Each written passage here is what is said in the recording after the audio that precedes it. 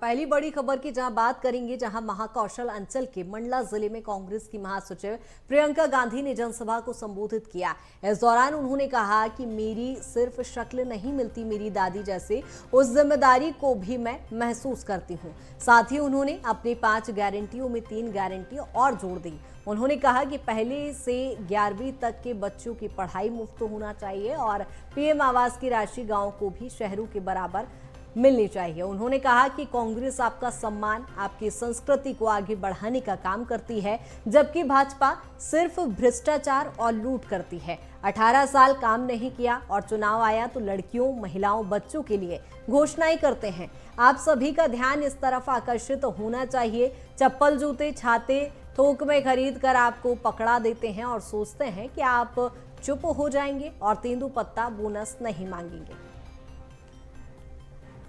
आपको बता दें कि प्रियंका गांधी ने मंडला में चुनावी हुंकार भरी। उन्होंने इस दौरान विपक्ष पर आरोप भी लगाए। उन्होंने साफ तौर पर कहा कि मेरी दादी की जैसी मेरी शक्ल ही नहीं मिलती, मैं उनकी तरह जिम्मेदारी को भी महसूस करती हूं। आपका सम्मान, आपकी संस्कृति को आगे बढ़ाने का कांग्रेस हमेशा काम करती है। बीजेपी ने सिर्फ भ्रष्टाचार और लूट की है। आपको बता दें कि प्रियंका गांधी महाकौशल अंचल आई थी। यहां पर मंडला जिले में उन्होंने एक जनसभा को संबोधित किया। मेरी बातों को सुनने आए हैं तो उसमें ये बात भी है कि मैं उनकी पोती हूं, मेरी शक्ल थोड़ी बहुत उनसे मिलती जुलती है, तो मुझे देखने के लिए आप आए हैं। उनकी पोती होने के नाते नहीं है। और वो गहरी बात ये है कि आपको इंदिरा जी में भरोसा था और मेरे लिए ये एक बहुत बड़ी जिम्मेदारी है। जहां भी 50% से अधिक आदिवासी आबादी है, वहां 6ठी अनुसूची डाली जाएगी। पीएम आवास योजना में जो शहर और देहात में आपको अलग अलग धनराशि मिलती है, तो शहर में आपको अगर घर बनाना हो या कुछ बनाना हो, वहां अलग धनराशि, गांव में आपको कम मिलती है। लेकिन सीमेंट, सरिया, बालू का दाम तो गांव में भी उतना होता है, बल्कि गांव में जब आपको ढुलाई करवानी पड़ती है तो आपको दूर जाना पड़ता है। तो एक तरह से आपको और भी दिक्कत होती है। तो हमने तय किया है कि जो पीएम आवास योजना में जितना शहर में मिलता है उतना ही आपको गांव में धनराशि मिलेगी। पहली कक्षा से लेकर 12वीं तक स्कूल की शिक्षा निःशुल्क होगी। इस योजना का नाम रखा है पढ़ो और पढ़ाओ योजना। आपको बता दें कि महाकौशल में प्रियंका ने चुनावी हुंकार भरी। इस दौरान वो भावुक भी हुई और आदिवासी वर्ग ये बाहुल्य क्षेत्र है और ऐसे में आदिवासियों पर फोकस उन्होंने किया। आदिवासियों के मुद्दे भी उन्होंने उठाए और बीजेपी पर उन्होंने भ्रष्टाचार और लूट के आरोप भी लगाए हैं। आपको बता दें कि इस दौरान पूरे ही भाषण में प्रियंका गांधी आदिवासी वर्ग के उत्थान के लिए बात करती नजर आई हैं। उन्होंने कहा कांग्रेस की सरकार बनेगी। उन्होंने गारंटियां भी दी है। उन्होंने बच्चों को मुफ्त में शिक्षा देने की बात कही है। 1 से 11वीं तक के बच्चों को यहां पर मुफ्त में शिक्षा मिले। यानी कुल मिलाकर उन्होंने अपने शुरुआती भाषण में ही आदिवासी वर्ग पर ही फोकस किया है, जनजातीय वर्ग पर ही फोकस किया है। जनजातियों को लेकर ही वो बातचीत करते नजर आई है। बिल्कुल। और प्रियंका गांधी का ये जो संबोधन था उसमें मुख्य बात ये थी कि उन्होंने जमीनी स्तर के जो मुद्दे हैं उनको उठाने की बात की। उन्होंने तेंदुपत्ता संग्राहकों की बात की, उनकी समस्याओं के बारे में बात की और उन्होंने ये कहा अपने संबोधन के दौरान कि अगर मध्य प्रदेश में कांग्रेस की सरकार आती है तो छत्तीसगढ़ की तरह, छत्तीसगढ़ सरकार की तर्ज पर ही जो तेंदुपत्ता संग्राहक है उनको 4,000 रुपए प्रति बोरा दिया जाएगा। और इसी के साथ जो तमाम मंच से कांग्रेस अपनी 5 गारंटियों का जिक्र करती रही, उन 5 गारंटियों के अलावा आज मंडला के इस मंच से 3 गारंटियां और कांग्रेस ने जोड़ी है। और इसमें सबसे बड़ी जो गारंटी है वो बच्चों की शिक्षा के लिए जो कांग्रेस की है वो गारंटी जोड़ी गई है। तो महाकौशल में आज प्रियंका गांधी ने हुंकार भरी और यहां पर उन्होंने आदिवासियों को साधने के लिए उनके जमीनी स्तर के जो मुद्दे हैं उनको उठाने की उन्होंने कोशिश की। तो महाकौशल में प्रियंका गांधी का यह दूसरा दौरा था।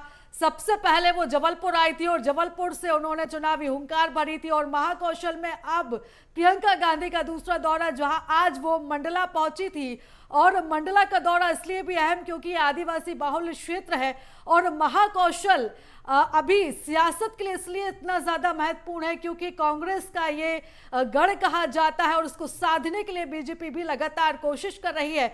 लेकिन और चलिए इस खबर पर ज्यादा जानकारी ले लेते, हमारे साथ संवाददाता प्रखर जैन जुड़ चुके हैं। प्रखर, आज जब प्रियंका गांधी संबोधन दे रही थी तो वो एक अलग अंदाज में नजर आई। पहली तस्वीर जब हमने अपने दर्शकों को दिखाई थी तो काफी भावुक वो नजर आ रही थी, उन्होंने अपनी दादी इंदिरा गांधी का जिक्र किया। दूसरी तरफ जब वो बात कर रही थी तो जमीनी स्तर के जो मुद्दे हैं, जो आदिवासियों की जो मूलभूत सुविधाएं हैं, मूलभूत समस्याएं हैं, उनका उन्होंने जिक्र किया। जी, निश्चित तौर पर देखिए दोनों ही फेज में अगर देखे, चाहे इंदिरा गांधी का जिक्र हो या फिर 3 नई गारंटियों की बात हो। देखिए इंदिरा गांधी को लेकर माना जाता है कि आदिवासियों के साथ उनका कनेक्ट था। तो ऐसे में जब प्रियंका गांधी आज महाकौशल पहुंची और जहां की आबादी में अगर बात की जाए तो ओबीसी और जो आदिवासी जो लोग हैं उनकी एक जनसंख्या में बहुलता दिखाई पड़ती है। तो ऐसे में कहीं बिल्कुल इंदिरा गांधी का जिक्र आना लाजमी था।